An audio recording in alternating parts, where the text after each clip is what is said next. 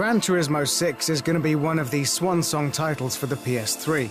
The franchise is one of the biggest selling of all time, and with several years often passing between releases, Polyphony have a good history of putting out demos and prologues to keep fans salivating for the full game.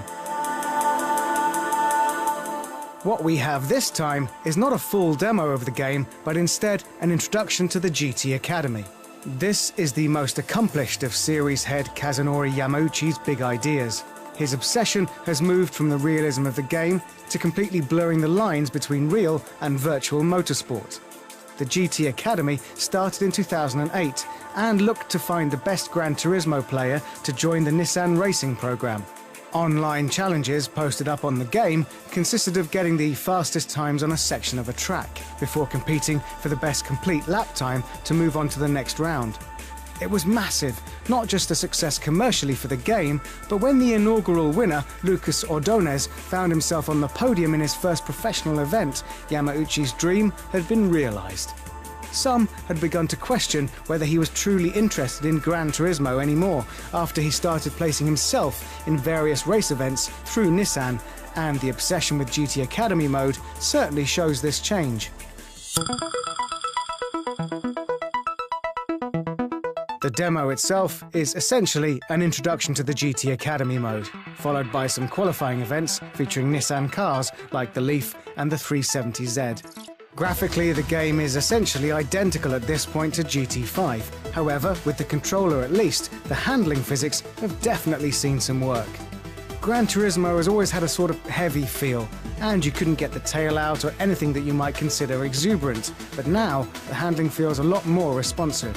Whereas a lot of cars felt under-responsive in GT5, now even the Nissan Leaf feels like you can chuck it around in a much more realistic way. The other big new addition is Silverstone. Finally, the home of British motorsport and the home of hundreds of racing teams, including a lot of the F1 paddock, is in Gran Turismo.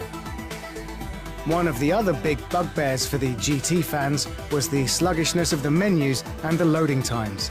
The GT Academy demo is obviously tiny compared to the main game. However, the loading times are fast, and jumping in and out of races and events is vastly quicker than Gran Turismo 5. It's not quite clear what we're supposed to take away from this demo. You get a sense with Yamauchi that the only people he thinks should be playing Gran Turismo are people who seriously want to become a racing driver. So this GT Academy demo, with Lucas Ordonez himself taking you through some of the skills you'll need before entering the GT Academy, isn't really much of a demo at all, and still leaves a lot of unanswered questions.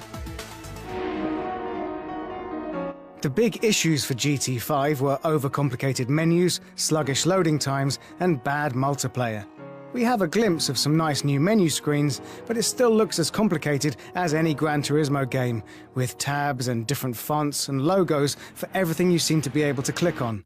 As with most demos, there wasn't any multiplayer to try. However, that's also because this is simply to funnel people into the first GT Academy event. Not so fans can get to grips with the new game. Overall, very little has been given away by this demo. The big thing to take away from a gameplay standpoint is that the handling physics are much improved from GT5.